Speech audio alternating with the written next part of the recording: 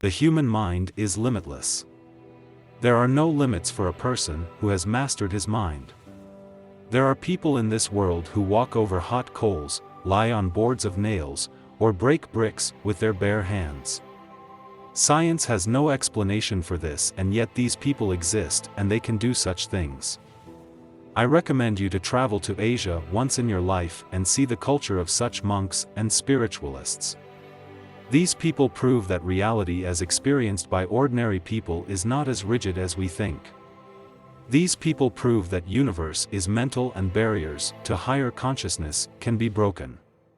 Pain is a concept that ordinary people see far too unidimensional. However, you can choose to experience it or not. How else would world records like Wim Hof sitting in ice water for hours be possible? This is proof that pain is a decision. Pain is a concept in our mind that we attach to and believe in so that it becomes real. When you realize this, you will understand that everything in your life that you feel, see, and do is a consequence of how you see the world. You create your reality with your beliefs. First, you must understand one fundamental thing about everything material and immaterial, and that is that everything is pure energy. Money, fame, power, influence, attraction, feelings, everything is energy. The first law of thermodynamics says that energy can neither be produced nor destroyed. It can only be transformed. Therefore, everything we want in life is already there. Only in another form of energy. It only has to be transformed into what we want. All these energetic forces differ only in their frequency. While energies of material vibrate with slow frequency, the frequency of spiritual energies is much higher. That is why we can perceive only a tiny part of our reality with our senses, because many things vibrate at a far higher frequency. This is the reason why some people are able to control their body with their mind and do things that other people would describe as miracles. They have managed to get over these barriers of high frequency, open their minds to new realities, and are able to tap into a higher state of consciousness. So they can experience things that seem to be impossible for other people. Now we have clarified that everything around us is energy, and everything we want is already there, in another form of energy. So we create our reality in the mind, and all minds are connected. A very famous German psychologist and philosopher named Eckhart Tolle describes this phenomenon as universal consciousness. He refers to universal consciousness as being expressed through the spirits of living beings, such as humans, but as being above the individual spirit. Thus, everything is connected and exchanges only through energies that transform. Every feeling and action of each person begins in the spirit, and that is why this universal consciousness finds its way into the physical world as we know it. Therefore, many successful people say that all success and wealth begins in the mind. However, do not confuse the mind with the brain.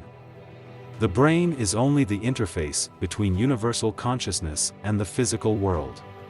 When you understand and truly internalize these things, you will slowly move into higher states of mind in your life. You will move more and more fluidly in this world and feel the effects of this mindset change. However, I am talking about really understanding it and learning about it through your own life experience. Many people simply force themselves to believe in law of attraction and the creation of their own reality, but haven't understood it deeply. It is not enough to have a concept explained to you by another person, you have to understand the depth of this knowledge yourself. Only then can you begin to really pay attention to how you feel, think and act to influence your own reality. This also explains why most people in this world live in pain and sorrow, even though this knowledge is so common. It isn't enough to just know about it, it requires deep understanding. Now I want to draw the link to the video title.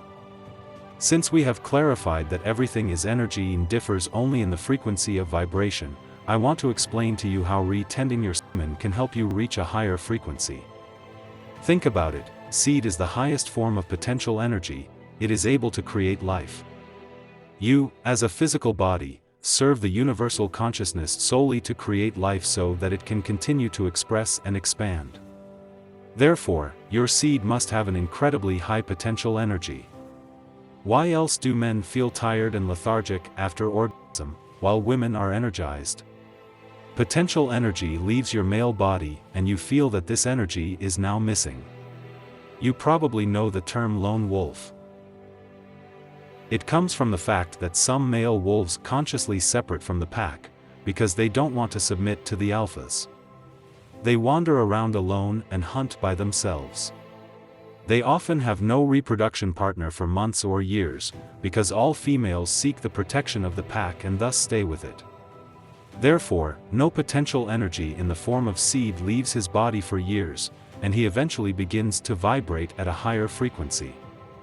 If he meets a pack of wolves by chance, he faces an alpha animal, but has a gigantic advantage over them, because they have often released their seed and are therefore much weaker and inferior. This is the concept of a sigma animal, which has also been transferred to society, where sigma males are the calm loners.